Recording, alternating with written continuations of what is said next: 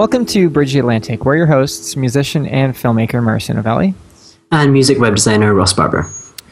Joining us today is Chris Keaton, an artist manager, music publisher, and author based in Nashville. Chris has had tracks cut by Trisha Yearwood and Martina McBride, and has had music placed in TV shows such as Nashville and One Life to Live. With over 30 years in the music business, we're looking forward to learning more about Chris's journey and what advice he would offer to artists and aspiring industry professionals. Welcome to the show, Chris. Thank you very much. I'm happy to be here, guys. Awesome. Cool. So we like to start our interviews off kind of awkward by asking you to tell us 3 things about yourself that everyone should know. Okay. So this can be absolutely anything. So go as crazy as you like. All right. I look fabulous. I'm extremely humble. And did I mention that I look fabulous? You know what? I noticed that. Well, thank you. Thank you very much. You know, I'm glad that you pointed that out. No, truthfully, the third thing that I would say is that I am an exceptionally lucky guy because I get to make my living doing something I love, which is being around music and creatives. So it's just great. That's awesome. Yeah. Thank you. That's awesome. Cool. So I'd like to go back a little bit and find out a little bit about how you got started in the music industry, and if you can maybe tell us a couple of the biggest lessons you've learned along the way.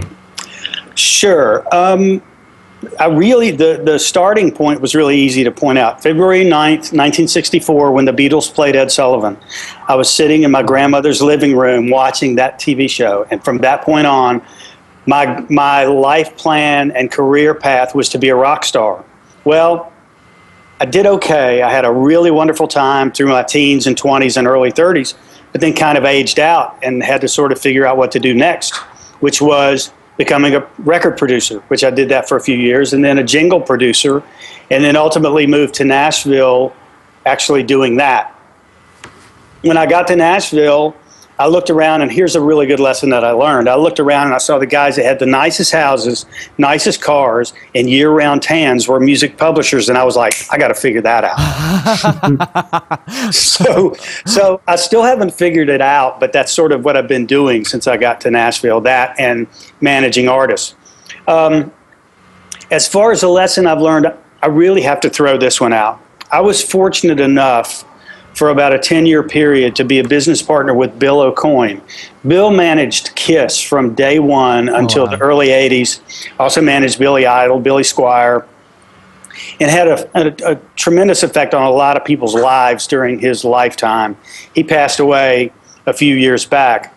In fact, this week we're celebrating the anniversary of his death, but he always taught me that when you walk into a room, you need to either be the center of attention or the second best dressed guy in the room. He said because most of the guys in the music business don't give a hoot about the way they look. And if you walk in looking good and being confident, suddenly people think you know what you're doing. Wow. There it is. That's really unique advice. It's worked for me so far.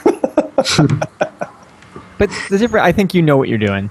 But there are a few people that know what they're doing, right? So how do you stand out amongst them? Well, that's true. Yeah. And I think part of it is the presentation. It really is. Mm-hmm. That's like everything, isn't it? It is. I mean, you're exactly right. And impressions are all that we have to leave. And we can't always regulate the way that people are going to perceive us. But if we try to put our best foot forward, that's really all we can do, right? Absolutely. Yeah. Definitely. I mean, that's the kind of thing I always tell artists who come to me for a website, or artists who argue that they don't need a website. It's like, well, you need something that's going to present yourself in the best possible way, and you need to look professional, you need to act professional, and as a web designer, my suggestion is have a good-looking website, because that's the first impression you're going to make online the majority of the time. Oh, I agree. It makes me think, I read Marilyn Manson's book years and years ago, and it's really funny because behind all the theatrics and everything, he said basically how he got noticed was to appear successful. He appeared successful before he was anyone. And he would do a lot of visualization too. He would imagine where he wanted to play, how many people he wanted to be. He would imagine the sounds and everything. There's something to be said about that. And yeah, he dressed the part. He was the guy before he was the guy. You know? Oh, listen, yeah, and I totally agree with that. And actually, one of my heroes in the business, not just music business, but entertainment business, Jerry Weintraub, always said that the way that he was successful was he never took no for an answer. He never heard it when anybody said no. If somebody said no, he heard maybe, and if they said maybe, he heard yes. I love it. So, you know, I mean, the reality is we're all only going to be here for a short period of time. And we might as well try to act successful and be happy and look on the bright side as much as we can. Mm-hmm. Yeah, for sure. Beautiful. Beautiful. So you recently launched an imprint label. Yes, it's been just a little while ago, but my friend Lee Lesak, who's based in Los Angeles, has a label called LML Music. And it's basically a cabaret Broadway singer label. He's got people like Kathy Lee Gifford. Oh, okay. He and I did a project with Lea Salonga. She was the original lead in Miss Saigon. She's been in Les Mis, and she's opening this fall in George Takei's new show, Allegiance. Oh, no way. Yeah, and awesome. it's going to be an amazing show. And the great thing is it's going to bring Leia back to the forefront. And actually, we're hoping to do another album. But the imprint that Lee and I put together was LML Music Nashville. And we've put a couple of country artists through there, and now we're actually looking at a couple of singer-songwriters that we may put in that program as well. It's sort of a boutique label, and it's geared around artists who are touring, because these days about the only place that CDs get sold anymore are at a live venue. Absolutely. So what we basically are is sort of a one-stop. We warehouse all the product, and anytime they need it, we drop ship it to wherever they are. So it kind of works for everybody. Awesome. Cool. So what are the plans going forward for that? I mean, can you tell us a little bit about maybe some of the artists that you're currently working with, and maybe where you see things going in the next 2, 3, 5 years or so? Well, first off, you know, my crystal ball is broken. And as far as like 3 to 5 years out, you know, you guys know because you have your finger on the pulse, you know, as much as the business is changing and as rapidly as it's changing, we just all have to kind of hang on because the landscape is shifting underneath us, you know. But Absolutely. But as far as the people I'm working with and the things that I'm looking for artists who are compelling, who are not just a great singer, songwriter, performer, but they're also a character, larger than life. I'm working with a little girl from Louisiana. Her name is Aubrey Lane. She's just turned 18 years old. She moved to Nashville in September of last year. Within 2 months, had signed a major publishing deal. Now we're courting a lot of record companies. And she's just larger than life. I'm also working with a new girl named Katie Bernard, who was on The Voice several years ago. Incredible talent, great singer, great work ethic. And that's something else that I look for, too. I would rather have somebody look at me and go, come on, let's go, instead of me looking at them and go, hey, come on, let's go do this. I'm also working with a new artist named Justin Weatherby, singer-songwriter. We're still sort of defining his whole image and trying to put that together. And then I have a country artist named Johnny Orr, O-R-R, who does very, very well. He's based in Raleigh, North Carolina, tours constantly, and has a couple of songs at country radio. Cool. That's great. That's cool. And I remember reading in your bio on your site that one of the writers you work with was hired to write the new state song for Virginia. Yeah. Yes. Yeah. And then I found out that Virginia didn't even have a state song. Is it one of the only states that didn't have a song? Well, it actually did have one, and it was Carry Me Back to Old Virginia. But it was okay. Ross always gets information wrong. No. It's true. He actually has it. He is actually semantically correct, but I just want to fill in the blanks. Okay, sure. We had one for 100 or so years, but it was considered racially derogatory. So in the late 80s, they suspended it, and he started a search for a new song. Started, stopped it, started, stopped it, started. Well, about 18 months ago, a friend of mine from Virginia contacted me and said, hey, they're starting to look for a state song again. And his friend was a professor at Virginia Tech University. His name was James Robertson. And he had an idea to take the melody of an old song, Shenandoah, and put new lyrics to it for the state of Virginia. And the question to me was, do you know any lyricists? Well, I have this marvelous lyricist based in New York City, Mike Greenlee. And I called him, and within 2 minutes, he was on board. Within a day, he was in touch with Professor Robertson. And within about a couple of weeks, they had a working program. They did a demo of it. They did sheet music of it. Mike hired some singers to come and sing here in Richmond in the rotunda of the state capitol so that all the legislators could hear it. And so that when it came down to the vote, his song won out. They ended up actually having 2 state songs now. Went from having none, Ross, to 2. So they're making up for lost time. The song Mike Greenlee wrote is called Our Great Virginia, and it's the traditional state song of Virginia. Then there's a popular state song, which was written by 2 contemporary writers, Steve Bassett and Robin Thompson, called Sweet Virginia Breeze. So the state now has 2 songs, and it was really a wonderful thing for Mike Greenlee and a great success story for me. And the reason I said that here in Virginia, I happen to be in Richmond today, and that's where I'm Skyping in from. Chris, I wanted to ask you, when do you feel an artist should be seeking out a manager? To me, it's very simple. When they get to the point of being overwhelmed with trying to run their business, when being a business person is inhibiting their artistic ability. And my classic example is, you don't want to be on stage entertaining your audience and then all of a sudden go, oh my gosh, I forgot to call so-and-so this afternoon to set up that interview for tomorrow. That's the point you need a manager. Sound familiar, Ross? It sounds pretty familiar. I mean, I think I need a manager and an assistant. I was talking about me too, yeah. Oh yeah, you pretty too. much our conversations. Well, we should talk, fellas, once we get off the show. There we go. Another thing I wanted to ask you about, we have a lot of artists on the show. We have a lot of musicians, and we always ask this question. Well, we don't always ask this question, but I'd love to get your perspective on how you stay relevant in such a changing industry.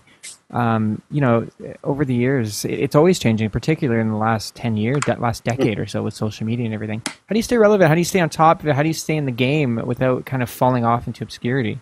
Well, 2 main ways. I'm very active on social media, particularly Twitter and Facebook. I'm easing into Instagram a little bit more, but the reality of it is I have a 15-year-old daughter who's very in touch with what's going on musically.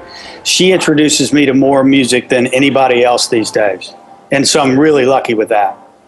You retweeted something that your daughter posted, and I found it really funny. There is a quote from her mom saying, I love the Fall Out Boys. And I just thought that was so funny. Oh, listen.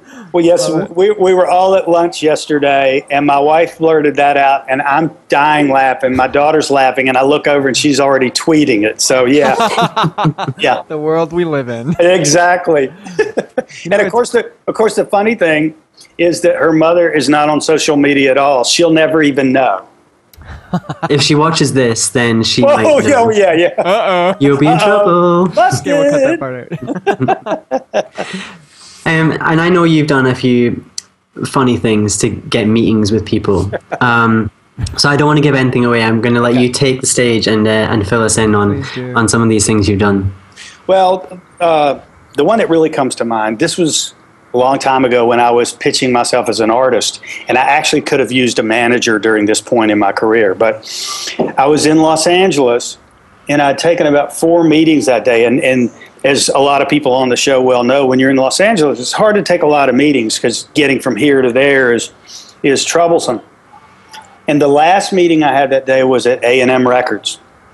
And I got to the A&M lot, and the guard at the lot was being just borderline belligerent with me and basically was saying, well, I don't have you down on the book. I'm not sure you have a meeting. And I told him, I said, I guarantee you I have a meeting. It's been set up for a month. He said, well, I don't see you on the list. He said, but if you'll give me your tape, and this is how long ago that was, he said, if you'll give me your tape, I'll be sure and hand it off to him. And I said, no, I'll tell you what, let me just do this. I'll do us both a favor. Where's the trash can? And he showed it to me, and I just threw the tape in the trash can, spun around and started walking off. He comes jumping out of the out of the little guardhouse and says, whoa, wait a minute, come on. And he got me right in. Now, it didn't really do me any good. Ultimately, the A&R person passed on the project, but it really makes for a funny story these days. So, I have a similar story. I traveled to New York a couple of years ago, and I actually just walked right into EMI. It was EMI Publishing, I believe. And I literally said, hey, I'm from Toronto. I'm not leaving until I get to talk to the president. And the president actually, it was at the end of the day, the president actually came out. He's like, what's going on here? They told him what's going on. He actually come over to me. And he's like, hey, man, you know what? Come over tomorrow. Come by tomorrow this time, and we'll talk. Again, nothing came out of that, but it was still the point to do that, right? Well, that's it. And it's a great story. It boosts your confidence to realize, what do you have to lose? That's exactly right. Exactly. And I think the key to it is that we all have to realize that everybody else in the business is just like us. They got the same fears and the same concerns and the same, level of happiness. And maybe they're like me and they run every day on the same, the same amounts of fear and excitement to get them through the day. And all it takes is to get somebody's attention. Whatever it takes is good. It works. You know what? We started this show because we want to help artists out there. We want to spread knowledge. We want to bring maybe some artists to new listeners and listeners to new artists and just spread the message. But there is a bonus that we get to talk with people like yourselves, and we get to meet people on all different ends of the creative spectrum, which is really great. And it's secondarily networking for us, which is kind of awesome. But it's not networking. I hate that word because networking is so douchey. Yeah, networking is a business douche term. We always call it business douchey, and that's not our primary objective whatsoever. This is about doing the show, but I think it's so awesome that we get to do that as well. We get to meet people, and there's actually a reason that we're meeting people, because this is just going along with what you're saying. It's hard to, it's not even just hard to meet people. It's also awkward too. I mean, unless you have a reason to, why are you sitting down with a particular someone? That's true. And I understand your reluctance to use the word networking, but really the truth of it is, or the hidden secret that we don't have to tell anyone else but except the people who are listening right here, right now, is this. At the end of the day, the only thing you have is your network. That's it. I you came close to the camera for that. That was like my favorite part of this interview. Well, then here, I'll do it again. Please do. Listen, at the end of the day, the only thing you've got is your network. I love it. Thank you. But I mean, truly, we can have all the talent in the world, okay? But if nobody else knows about it, it's not doing anybody any good. It's kind of like a lot of songwriters who I talk to, and I go, and this was in one of my videos the other day that I titled Do It. And it's like this. I talked to this guy, and he says, yeah, I got this demo, and I'm really going to start pitching. I'm like, that's really great. He says, but I got to wait till I get it mastered. I got to make sure. And I'm like, well, that's really great. He says, but then I got to make sure that, I got to go to my music attorney and make sure everything's in place. And I'm like, well, that's really cool. So when are you going to start pitching it? And he says, well, I'm going to do it. And I said to him, well, look, here's the way I feel about it. Fitting to and getting ready to ain't doing it. If you're not doing it, you're not doing it. So I love it. Which goes back to the networking thing. I mean, here's the thing. I would hope that either one of you guys or anybody that's listening here would be brave enough or feel comfortable enough, and actually that's it, feel comfortable enough to reach out to me. I'm just another guy in the business. I mean, come on. Maybe I can help somebody. And if I can help somebody at the end of the day, that's what it's all about. I think that's what Ross and I have learned from this. Reaching out to people, like people are just people. Yeah. And on all ends of the spectrum, there's good and bad. I wouldn't say so black and white like that, but there's a lot of great people there on all different ends of the spectrum, and you don't know until you do it. Yeah, ultimately, if you don't ask, you don't get. That's that's something that I've definitely learned over the last couple of years is that, be less afraid to ask. I mean, the worst thing that's going to happen is they ignore you. The second worst thing is they say no. And yeah, you just don't know unless you try it. So that's right. But as I told you a minute ago, no means maybe. No, it does mean maybe, and that's something that I'm gonna update my vocabulary. Me too. My dictionary definition. Yeah. So I'm too nice sometimes. I don't know about you, Ross. Like, I'm too nice sometimes. If someone says no, oh, okay, thank you, sorry for bothering you. Marcio, it's because you're Canadian. You're too polite. I am Canadian. Oh, well, sorry for taking up 5 seconds of your time. Well, it's funny that you say that, because when I first started pitching songs, I heard no so many times that finally when somebody said, oh, yeah, I'm going to take that, I went, oh, thank you very much. And I got up and got ready to leave. And I was like, whoa, he said yes. So.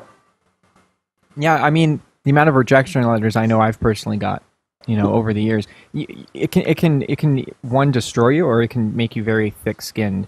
And sometimes a little bit of both. I agree.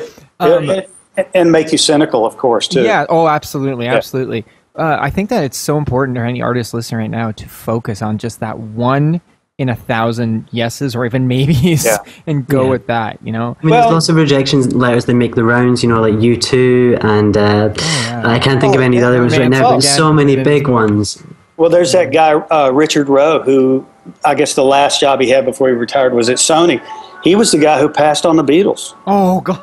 And he would want to be that guy. He would open every one of his speeches with, yes, I'm that guy. So, I mean, none of us know, really, but Ross, to your point, I mean, the whole, if you don't ask, you're never going to receive. And I mean, not to get like spiritual on anybody, but hey, that's biblical. I mean, ask, knock, and receive. And that's the way that things work. And if you don't do one of those 2 initial steps, you'll never receive anything.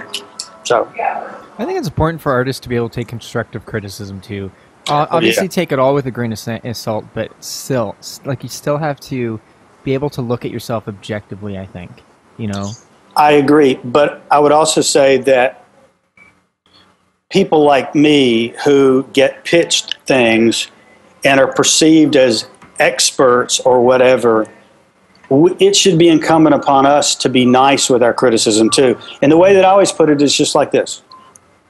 If a songwriter comes to me and he sucks, it's not my job to tell him that he sucks. But if he does suck, it's not my job to continue to ask him to keep moving forward with it too. Mm-hmm. So, that's true. You kind of have to walk a fine line. And a lot of times I'll just tell people, I'm not really sure I can help you right now in your career, but come back and see me. That's beautiful. And I've actually had that years ago. And I'll tell you right now, that is so encouraging for an aspiring artist. I remember years ago, before I ever released anything, I had that, and that just stood out to me. Things like that, keep going though. You're on the right track, and that helps. Well, and I think for a young artist, and I think that's key, because my concern is that if I were to tell somebody something really negative, and then they would quit the business, well, who's to say that if they'd stayed in the business, that they wouldn't have written a song 5 years later that would have changed the world? Mm-hmm. Or changed a lot of people's lives. Absolutely. And I would have been the guy that got them out. I don't want to be that guy. Mm-hmm. Yeah. I'd rather admit to somebody later on, man, I was so wrong about you. Yeah. Yeah. I love that. You don't want to crush their dreams. I mean, no. There's enough people out there doing it for them. We don't need to be in that. We don't need to be the boo birds like that. We need more people like you in the industry. Well, speaking of which, what sort of advice would you give to not only aspiring musicians but aspiring industry professionals that want to get to the level of success that you have attained? Be nice, be diligent, and be present. Those 3 things, I think they're really key to it, because the being nice part is, look, any day now, like if I was at a record company, or with the way that things are changing in the business, hey, I could end up selling cars next week, and one of you guys could be coming in to buy a car from me, and if I was really nasty to you, you wouldn't buy it from me. So being nice is very important. Being diligent in knowing what's out there and what's relevant in the business and what's good and what's not good is very important. And then being present, and what I mean by that is, we all have 2 ears and 1 mouth, and we should use them accordingly. And I think that we should listen more than we talk, and a lot of people don't. So, Wow. Yeah, wow. It's really good advice. Thank you. Are you ready for 20 questions? Bring them. I love your... Let me get a sip of water first, though. Okay. So this is a lightning round, right? Yeah, I guess we can call it that. Is that like a is that trademarked or anything?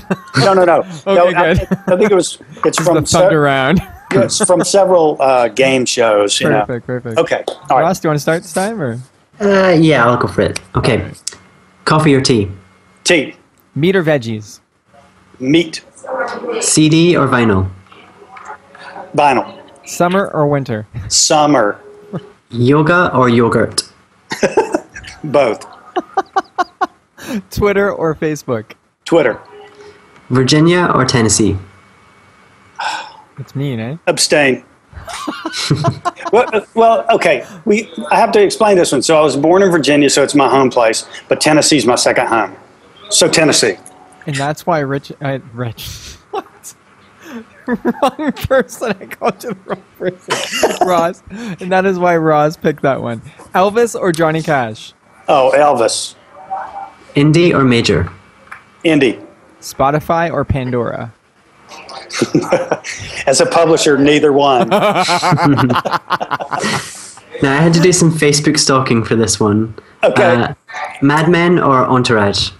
Entourage. Mac or PC? Mac. The Voice or American Idol, or neither? I think he's trying to encourage your answer. I think he is too. Neither. Nice. Batman or Spider-Man? Batman. We've got Battle of the Michaels. We've got Michael Jackson or Michael Bolton.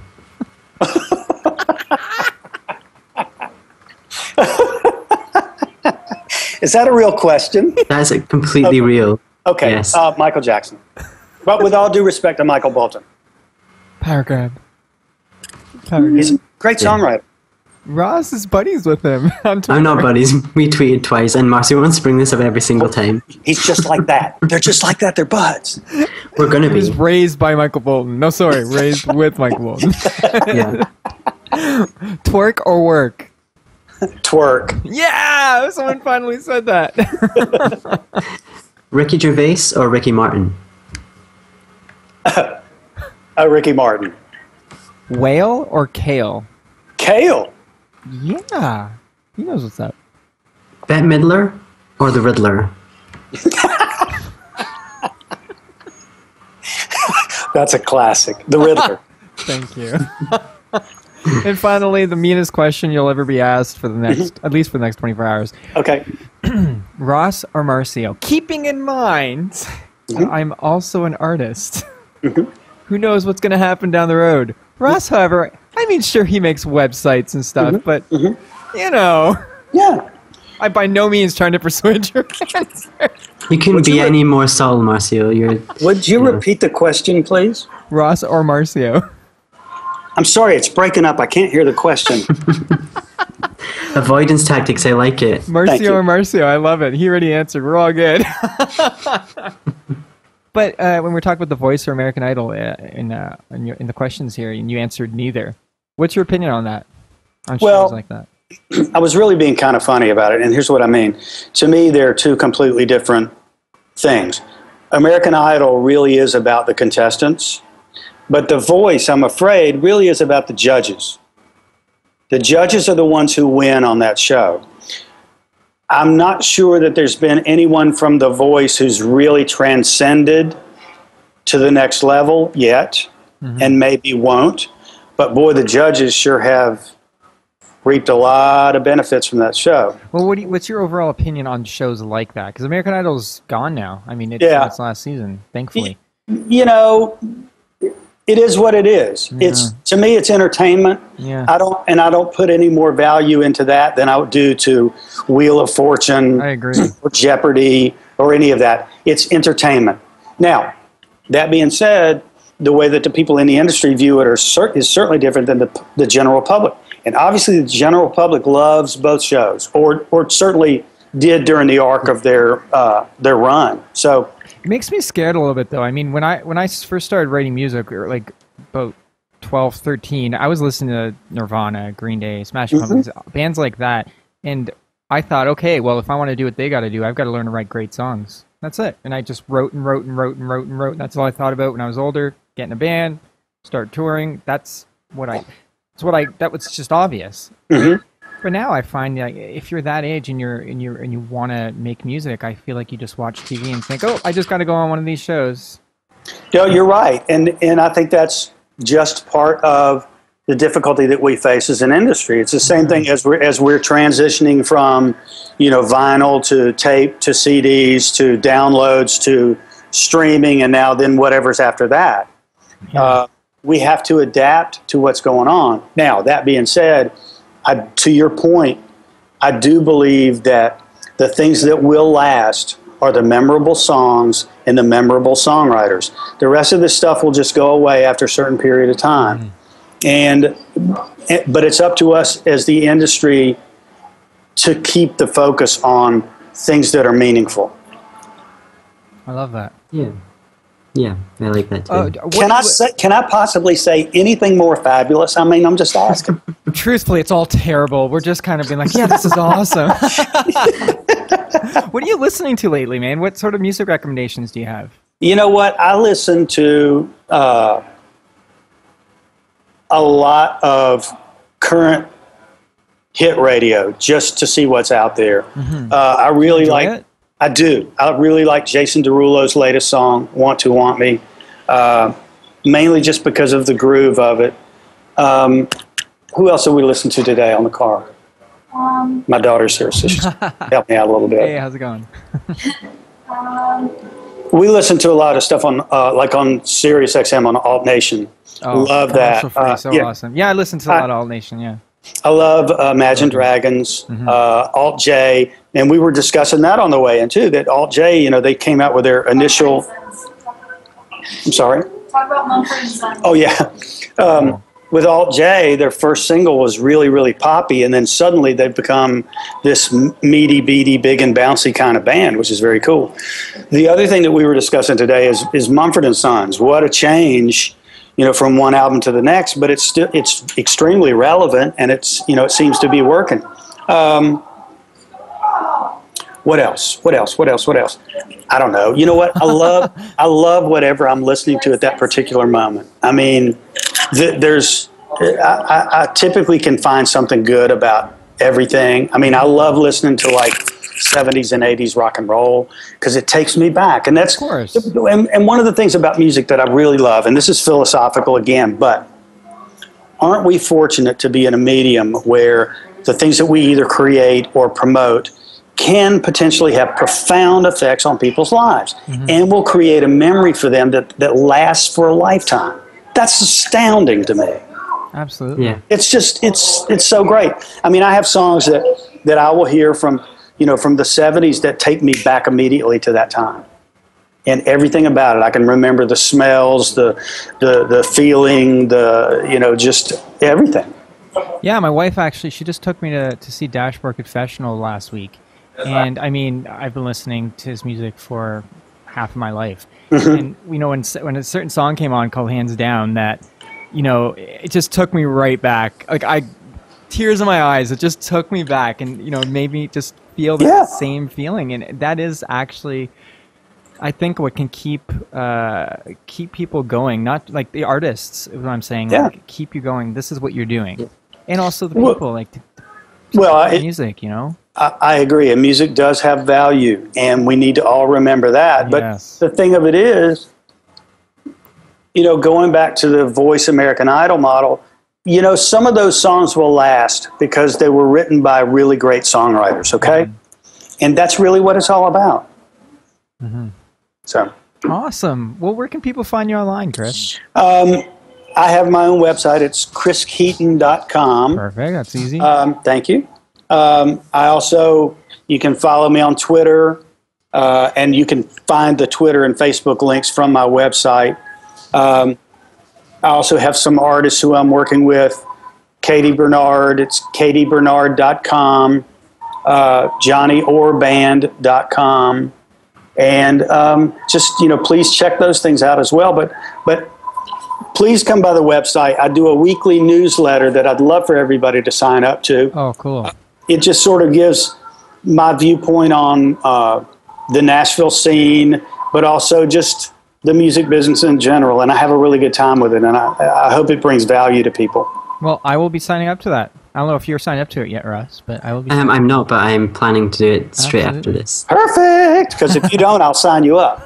Perfect. Against your will. And to anyone listening and watching this right now, if you want to know what I've been up to, go to my website, marcionovelli.com, and that's where you can listen to my music and see what I've been up to. Like I already said. Redundancy! And if you want to find out what I'm working on, you can visit my site at electrickiwi.co.uk.